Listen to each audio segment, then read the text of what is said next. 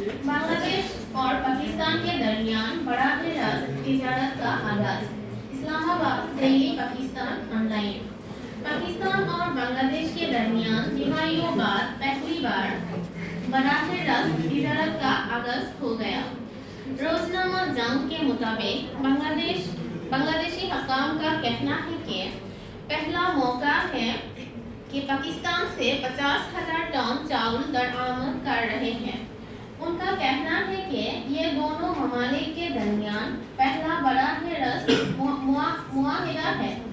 नवंबर 2024 ईस्वी में कराची से चिटागंग के लिए पहला माल बरदार जहाज रवाना हुआ था।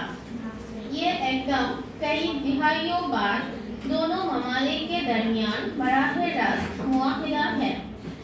उसके बाद दिसंबर 2024 ईस्वी में बांग्लादेश ने पाकिस्तान से 25,000 टन चीनी दरआमद करने की मुआहिदा भी किया और वो भी कराची से चिटागंग बंदरगाह में अगला माह यानी जनवरी में पहुंचेंगे। ये पाकिस्तान और बांग्लादेश दोनों ममालिक के तिजारत का एक नया रिश्ता का शुरुआत है।